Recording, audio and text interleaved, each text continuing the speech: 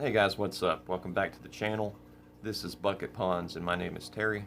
Today we are looking at my 6.5 gallon bladder snail aquarium. This project was one of the first tanks I set up and it does look a little rough, but it's still continuing to thrive and it's found a nice place of balance. This tank is planted with Florida mud midget and aquatic floating spike rush.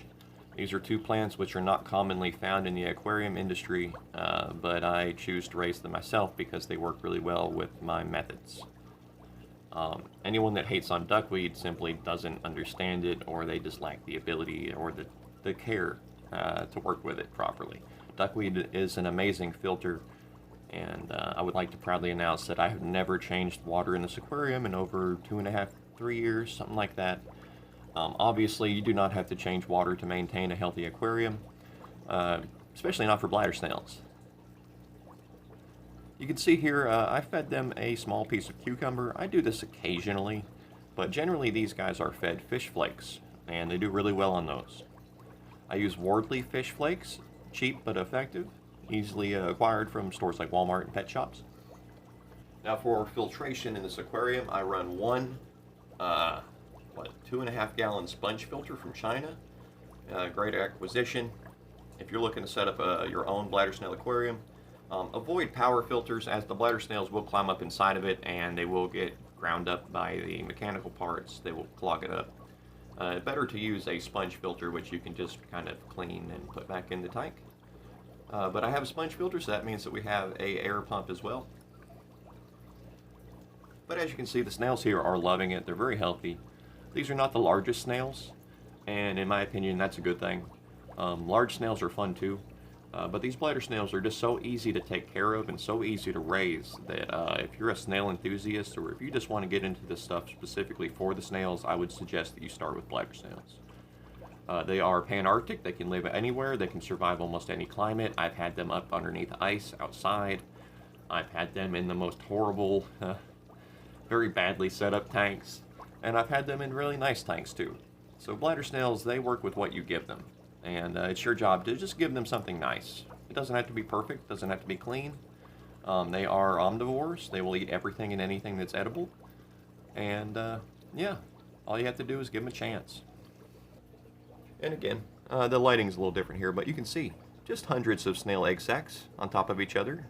On top of each other. Some snails actually have eggs laid on them by the others, and that's kind of fun. Can't judge them, you know, they're just laying eggs wherever they can find them, wherever they can find a good spot.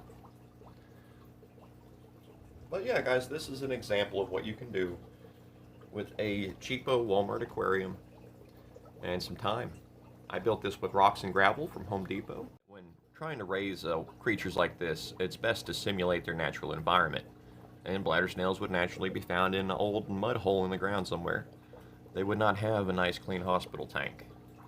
And yeah, I believe that's the best way to grow more bladder snails, to breed them and raise them, is to simulate a natural pond type environment. They also live in small, slow moving streams and things of that nature. But personally, I've seen them do really well in these types of pond aquariums.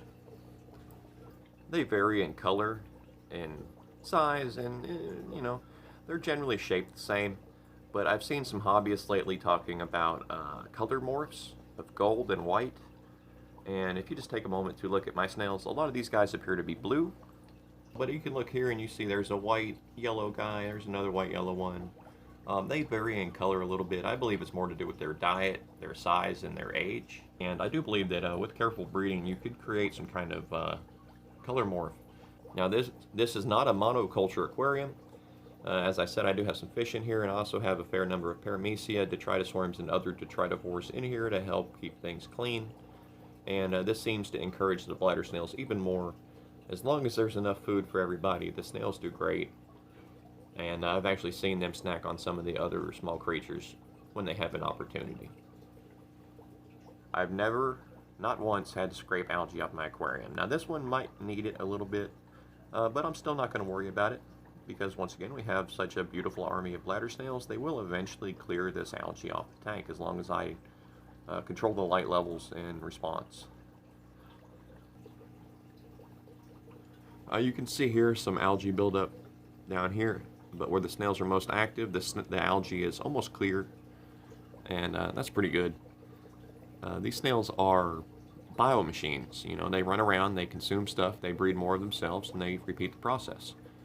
They're kind of like a von Neumann probe, but instead of a new solar system, it's a new aquarium that they find themselves in. They breed, they reproduce, they consume materials, and they make more of themselves.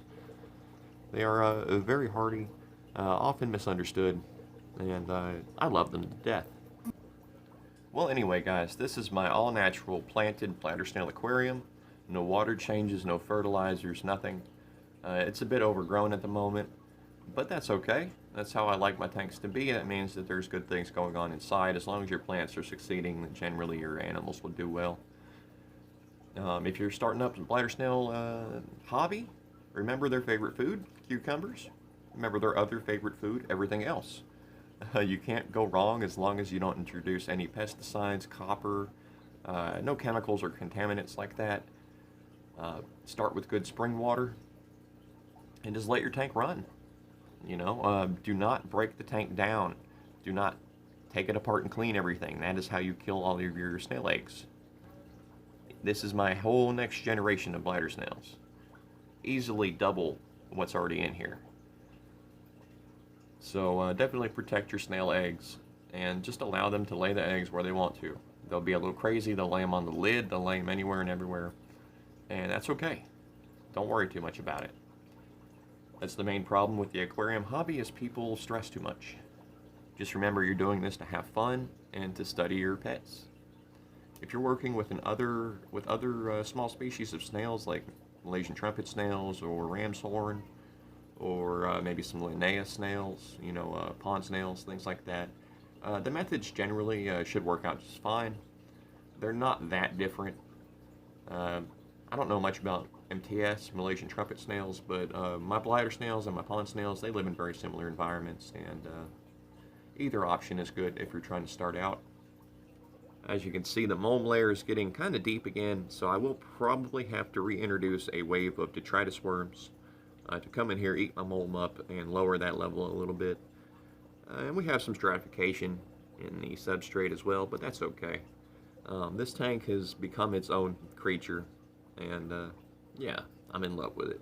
And because we used a semi-hex tank from aquaculture, it's a plastic tank, it will never leak. There are no seams, nothing will ever break. There's no silicone that'll go bad. As long as the tank doesn't get cracked, it'll last forever. And that's very empowering to me. I like projects that last a long time. I don't break down tanks, I don't restart tanks, I don't reset them. That's just not how we do things here at Bucket Ponds. So thanks so much for watching. Please like and subscribe, check my other videos out. I hope this helped you with raising your own bladder snails. Remember, their favorite food is everything.